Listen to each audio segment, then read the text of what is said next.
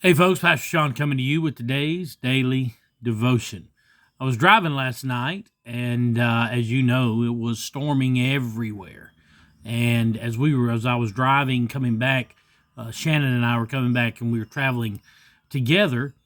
And as we got into the storm, the thunder and the lightning and the wind, the tremendous amount of rain that was coming down was just unbelievable.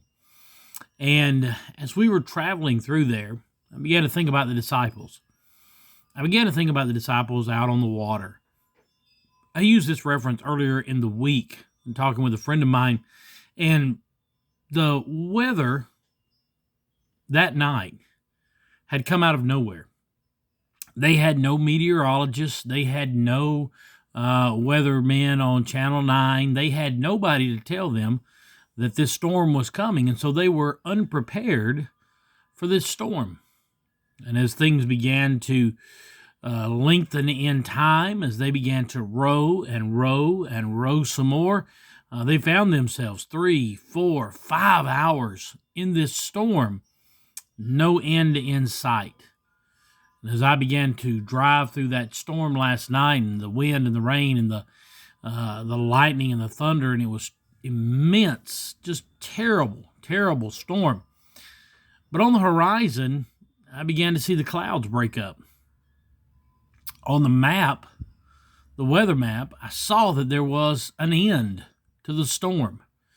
And as I and Shannon became closer and closer to Lake Oconee, the storm began to break up and fell apart.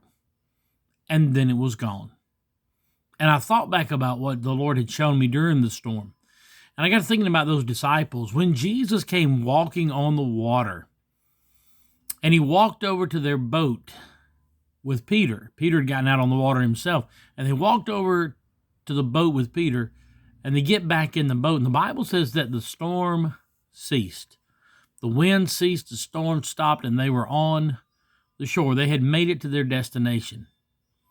So here's my point.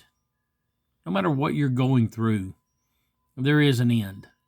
No matter what you're facing, there is a victory. No matter where you're at in the storm is not the destination. The storm is not the end-all be-all. The storm is not your life. No. The storm is just something that you have to go through. Last night, many of you sat in your homes, maybe even in your storm shelters or in your basements, and you listened to the rain and the hail and the thunder and the lightning. You saw the flashes across the sky. You heard the wind beating on the window panes and the doors. And it was scary. I know it was scary when I was driving through it. It was scary. But then it was over. And when it was over, you had survived. You had made it through the storm, and today the sun came up. It was a beautiful day. It's cold. Ooh, buddy, it's cold. It was 27 degrees colder today than it was yesterday. But the storm changed everything. When it was hot yesterday, it's cold today. When it was crazy yesterday, it was calm today. When there was a threat yesterday, there was peace today. So in order to get to the victory, in order to get to the new day, sometimes you have to go through the storm. And last night was a physical representation of a spiritual lesson. God is always going to be with you. God is always going to walk with you through the storms of life, spiritual and physical.